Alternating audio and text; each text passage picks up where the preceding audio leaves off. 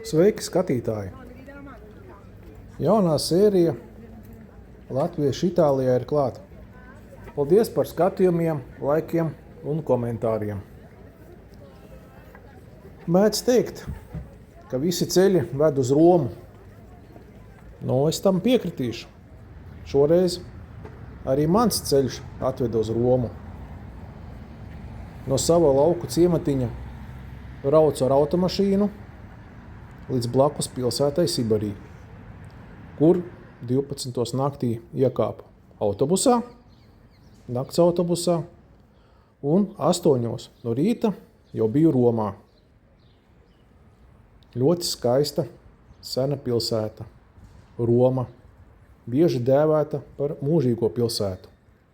Ir viena no vēsturiski bagātākajām un ietekmīgākajām pilsētām pasaulē. Tā ir Itālijas galvaspilsēta un vieta, kur modernā dzīve saplūst ar 1000 gadu senu vēsturi. Romu apskatīt vajadzētu plānot ilgāku laiku, jo pilsētas vēsture aptver vairāk nekā 2800 gadus. Taču tā sanāca, ka Romā es biju tikai vienu dienu. Apskatīju ļoti mazu daļu no tā, ko varētu tur skatīties. Kā arī nepirku biļetes iekļūšanai sevišķi skaistās vietās, vienkārši pastaigājos pa pilsētu, baudīju skatus un izmantoju laiku, kāds bija manā rīcībā. Par transportu Romā. Man ērtāk Romā bija pārvietoties ar sabiedrisko transportu, ar automašīnu, ar manām braukšanas iemaņām Itālijā. Būtu ļoti grūti. Pirmām kārtām ļoti strauja satiksme, otrām kārtām problēmas ar brīvām parkinga vietām. Romā laba biļete ir laika biļete. Maksā €1,5 un var braukt 100 minūtes, izmantojot praktiski visu pilsētas transportu. Autobusu, tramvaju, metro un pat dažas vilcienu līnijas pilsētā. Varam redzēt Kolizeju. Un šeit jūs teiksiet, cilvēki, kur visi cilvēki? Šeit var redzēt, ka tiešām ir cilvēku ir daudz. Tiešām es arī atbraucu agrā stundā, speciāli ieplānojot pastaigu pa pilsētu, bet tāpat bija ļoti daudz cilvēku. Bija problemātiski kaut kur iziet, lai nebūtu iekļauts cilvēku pūļos. Par Kolizeju. Antīkās pasaules lielākais amfiteātris, kurā notika gladiātoru cīņas, arī jūras kuģu kaujas. Iedomājieties, amfiteātrī piepildīja ūdeni un pa teātra skatuvi, kā pa jūru, brauca kara kuģi un imitēja jūras kaujas.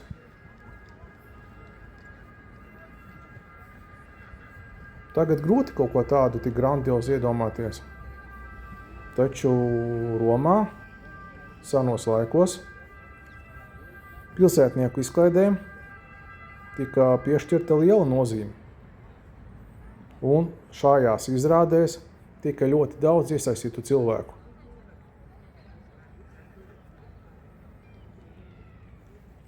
Pastaiga pa Romu ir kā muzejs zem klājas debes. Pilsēta ir slavena ar saviem laukumiem un strūklakām. Visu, protams, es neapstaigāju. Biju aizgājis līdz Trevijas strūklakai, jo paspēju vēl apmeklēt strūklaku bez maksas. Apmeklēt tas būtu ļoti skaļi teikts, es pie viņas nenokļuvu. Tālāk video varēs redzēt, cik daudz tur bija cilvēku. Šeit no Kolizejas bija domājis kaut kādā skaistā takā kaut kur aiziet, bet tā taka aizgāja tikai līdz baznīcai un dabūja iet atpakaļ. Tā ir, kad ignorē GPS kartes un liekas, ka es visu labāk zinu, nekā man parāda maršruta plānotājs. Bet, ja gribās apskatīt visu, tad jāiet un jāapskata visu. Šeit var redzēt torni, kas nesen rekonstrukcijas laikā bija sabrucis un dzīvību zaudēja viens no strādniekiem. Bēdīgs notikums, taču, diemžēl, dzīvē tā gadās. Taču rekonstrukcijas darbi ar to neapstājās, rekonstrukcija tiek turpināta. Šeit mēs redzam pilsētas pamatus, tāda pilsēta, kāda tā bija agrāk. Ar gadiem kultūra vēsturiskais slānis auga, vecā pilsētas vietā būvēja jaunas, vecās ēkas jauca nost, uz tā pamatiem būvēja jaunas ēkas. Un pilsēta pacēlās savā līmenī. Taču sākotnēji pilsēta bija daudz zemāka. Un šeit mēs varam redzēt pirmsākotnējās pilsētas drupas. Mēs jau, protams, varam tikai nojaust, kā tas viss izskatījās. Jo līdz mūsu dienām nekas no tā antīkā gluži pāri nav palicis.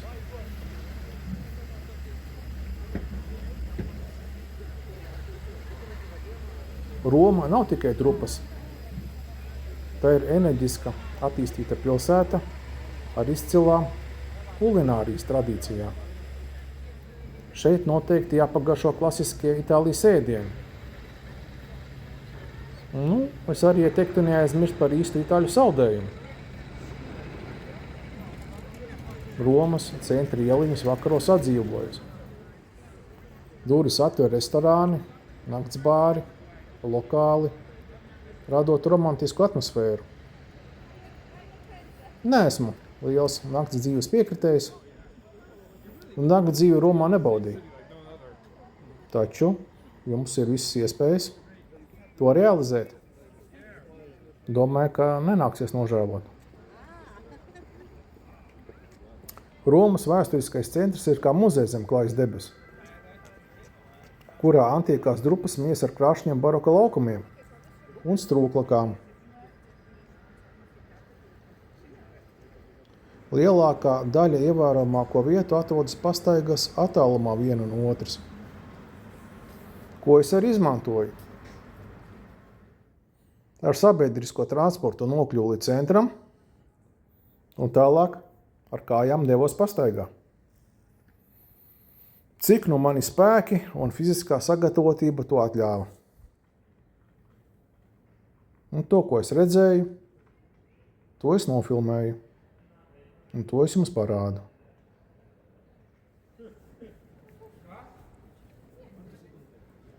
Romas impērijas varenība vislabāk izjūtama pilsētas senākajā daļā, kur saglabājušies monumentāni pieminekļi.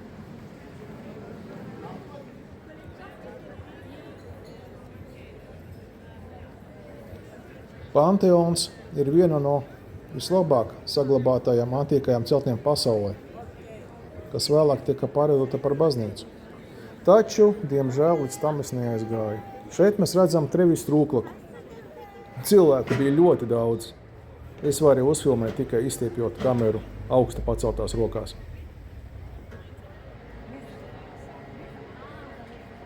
Lai arī nebija sezona, pilsētas ieliņas bija pārpildītas.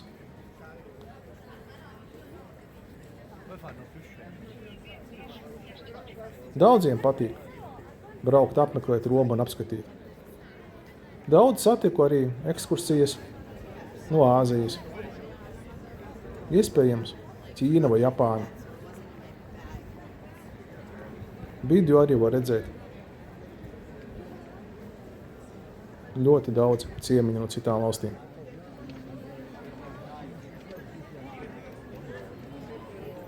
Tāda man sanāca īsā pastaiga par Romu. Protams, lai baudītu Romu, tur noteikti jādzīvo būtu vismaz nedēļa. Un es arī domāju, arī ar nedēļu nepietiktu. Mēnesis, pusgads, bet varbūt arī vesela dzīve, kas to lai zina. Bet šī ir tā pilsēta, kurā es noteikti gribētu atgriezties un apskatīt to, ko es pirmajā dienā nepaspēju. Paldies par skatījumiem, laikiem un gaidīšu komentārus. Lai jums jauka diena! Uz saziņu! Atā!